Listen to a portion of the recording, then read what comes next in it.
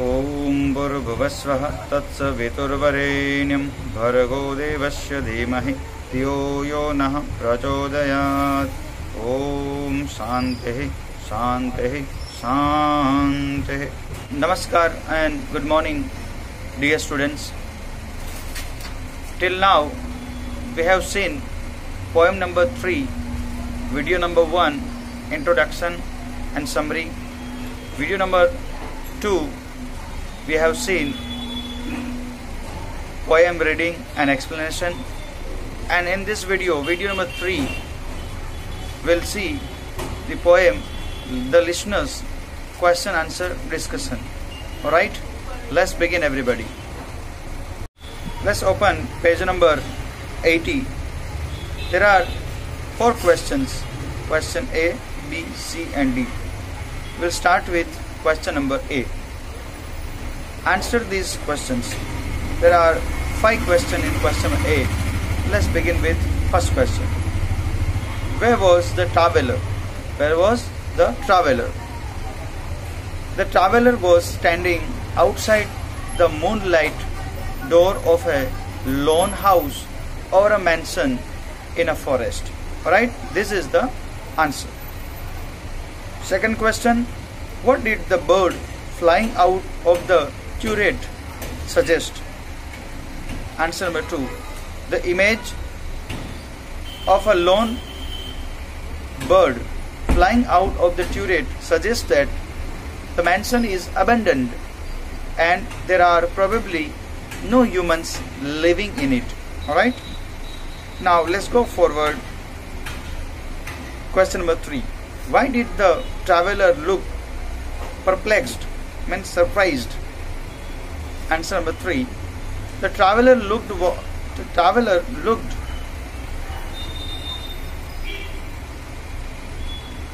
surprised or perplexed because although he kept knocking on the door and asking if anybody was at home, but no one answered, even though the traveler sensed some presence within the mansion. Even after he knocked a second time, no one appeared at the leaf-fringed windowsill to see who it was. Now we go forward. Question number 4. Who were the phantom listeners? Who were they called so? Why were they called so? Let's see the answer. The phantom listeners were those who seemed to dwell inside the house but did not respond to the traveler's knocks or words. They were called so because though the stranger could not see anybody, he could somehow feel the strange presence. Let's go forward for question number 5. What did the traveler feel about the being inside? Question number 5, answer. Though the traveler did not see or hear anyone, he could distinctly feel their presence, which however did not seem like any human presence. He could feel their strangeness in his heart. It was as if they had soundlessly responded to his knocks and words. Alright, dear students. Now, question number B. Read these lines from the poem and answer the questions. First one. But no one descended to the traveler, no head from the leaf-fringed sill leaned over and looked into his grey eyes, where he stood perplexed and still. These are the 4 lines taken from the poem, and here are 2 questions. One by one we read and give answers. Alright.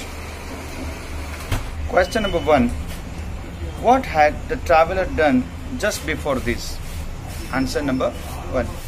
Just before this, the traveler had knocked a second time on the door of the old mansion and asked if anybody was there inside the house. Question number 2. What happened after the traveler knocked the second time? Answer second. Nothing happened even after the traveler knocked a second time. No one appeared and leaned forward at the leaf-fringed windowsill to see who had come. The traveler could only feel the presence of ghostly listeners inside the house, silently listening to what was happening. Now let's go forward for second question, means next lines, and give the answer of A, B, C question. Tell them I came and no one answered, that I kept my words, he said. These are the lines. Let's see the question. Who said this? Who was it meant for?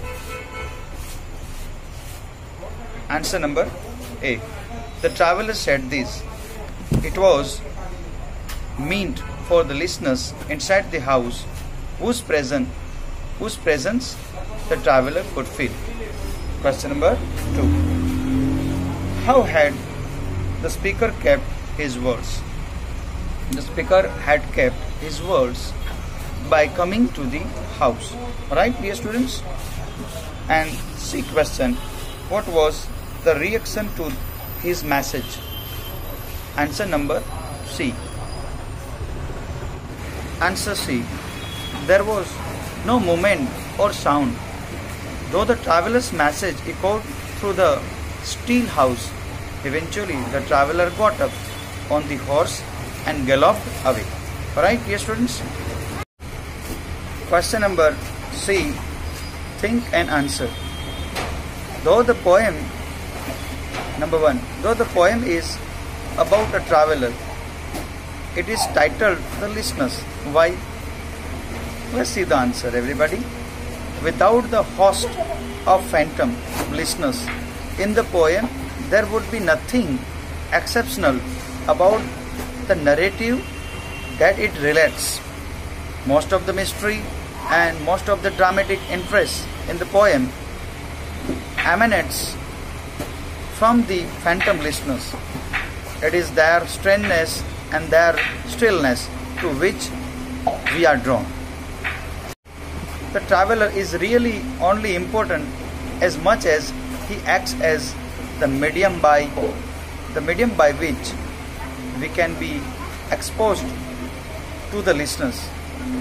It is insignificant that he affords us a limited, restricted perspective.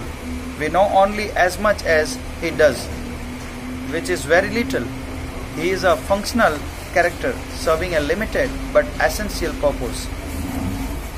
At the end of the poem, the poet shifts the perspective from which the story is told to the listeners inside the house. We finish the poem inside the house with the listeners listening to the plunging hoofs of the traveler's horse fading into the distance and the silence surging softly backward into the house once more. This perspective shift indicates that it is the strangeness of the listeners, not the traveler, that the poem means to leave as the enduring impression in our mind. Right, dear students? That's why the title is Listeners. Second question. Pick out the words and expressions that the speaker uses to create an atmosphere of silence and stillness. Let's find out, everybody. Perhaps you have put your possible efforts to find out. Let's see the answer. Silence, and a bird flew up out of the turret, but no one descended to the traveler. These are the lines actually that creates the atmosphere of silence and stillness. Stood listening in the quiet of moonlight, hearkening in an air stirred and shaken, their stillness answering his cry. Never the least stir made the listeners, fell echoing through the shadowiness of the still house and how the silence surged softly backward. These are the lines. Actually create an atmosphere of silence and stillness. Alright dear students. And D question, work in pair. Look at the picture of the haunted house and discuss. Who do you think live there? What happened to them? How would it be to spend a night there? All the things you all have to think and give the answer orally. Alright dear students. Here we finish the poem question answer discussion. That's all. Namaskar and have a good day.